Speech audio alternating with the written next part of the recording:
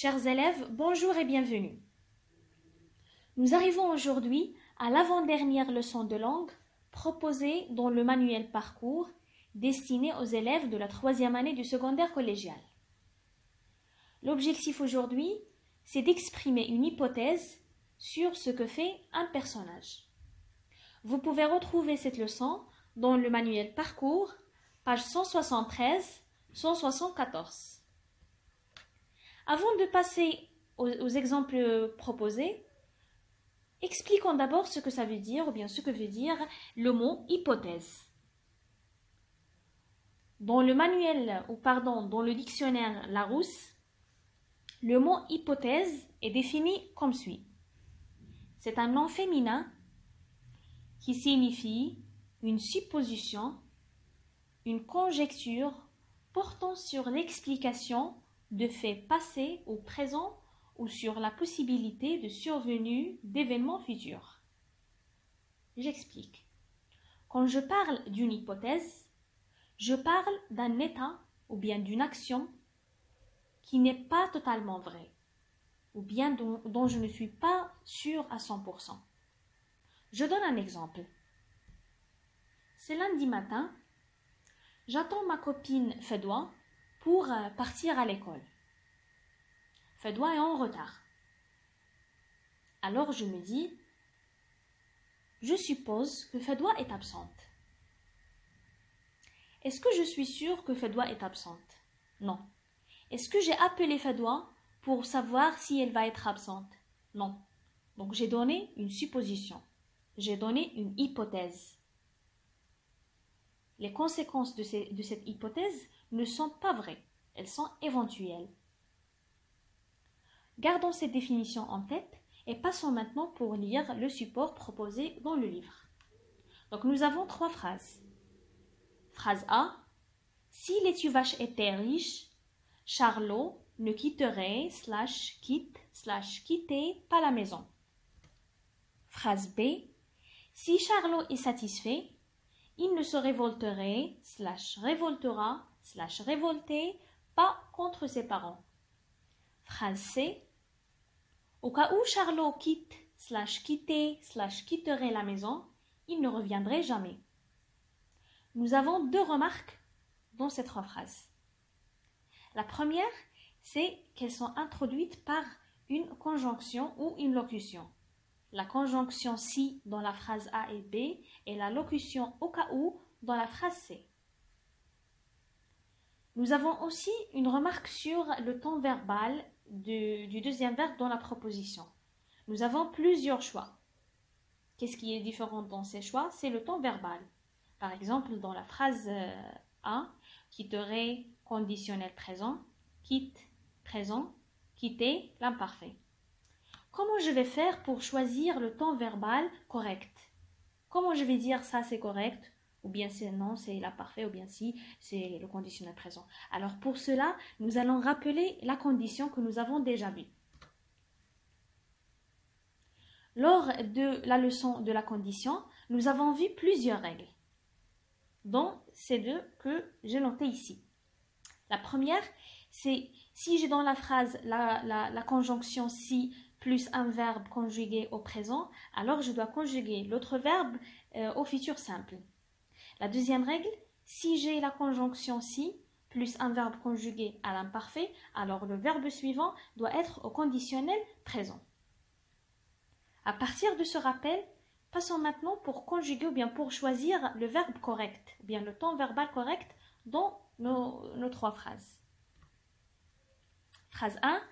Si Laitue Vache était riche, Charlot ne quitterait pas la maison. Je vais parler maintenant du verbe, donc j'ai la conjonction si plus un verbe à l'imparfait. Phrase 2. Si Charlot est satisfait, il ne se révoltera, révolter pas contre ses parents.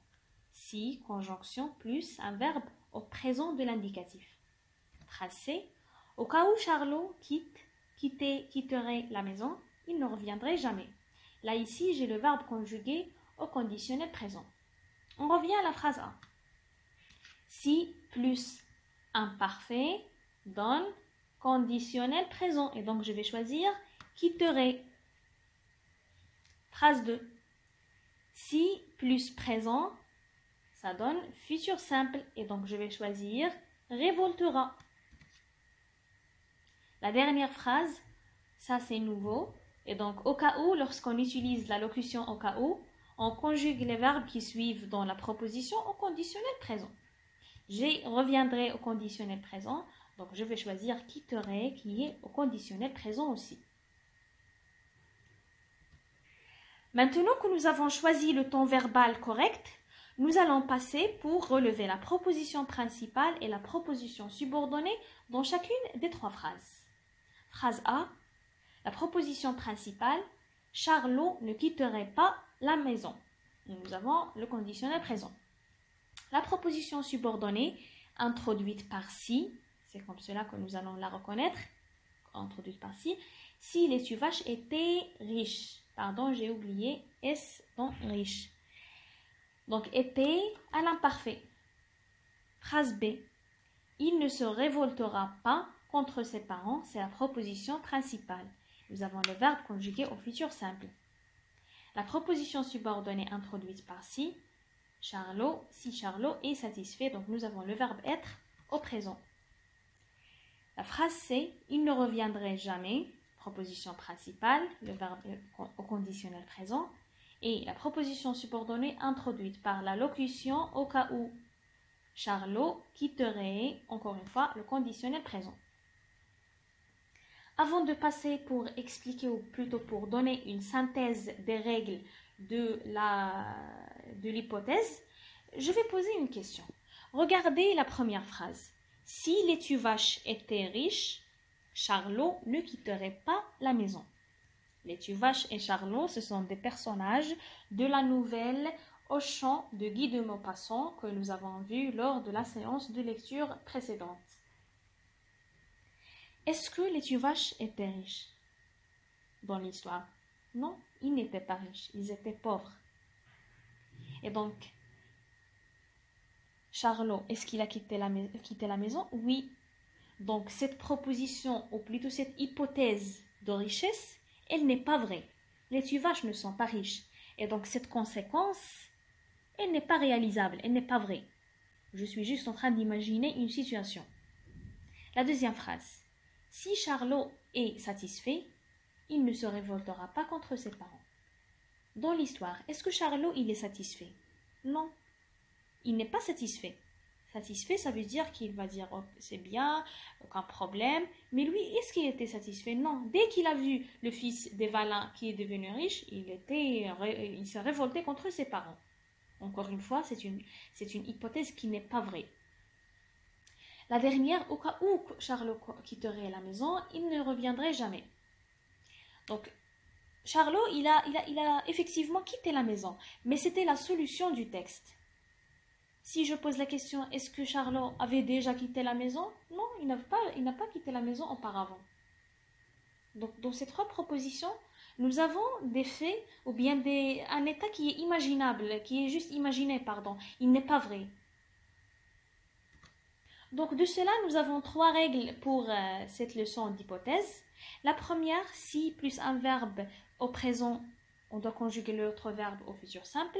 La deuxième, si plus imparfait, ça donne conditionnel présent. Ça, c'est comme la condition. Et la troisième règle, donc ce qui est nouveau, c'est la locution au cas où, après quoi on conjugue les verbes au conditionnel présent. Donc, je pense que pour les règles, c'est vraiment facile. Il faut juste maîtriser la conjugaison. Mais ce qui est vraiment important et intéressant, c'est de parler de la différence entre la condition et l'hypothèse.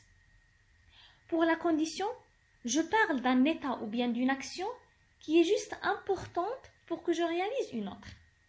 Je m'explique ou bien je donne un exemple pour illustrer. Si je travaille bien, j'aurai une bonne note. Est-ce que j'ai une bonne note? Non, je dois d'abord travailler bien. Donc, c'est une condition. Est-ce que c'est possible de travailler bien? Oui, c'est possible. Tant que je suis à l'école et tant que je révise mes leçons, c'est possible. Par contre, l'hypothèse, ce sont des états ou bien des faits qui sont imaginés.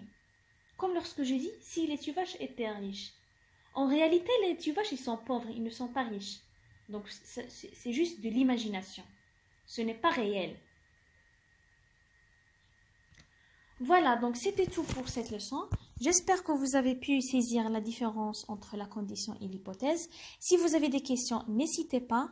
Je vous dis merci et à bientôt, Inch'Allah.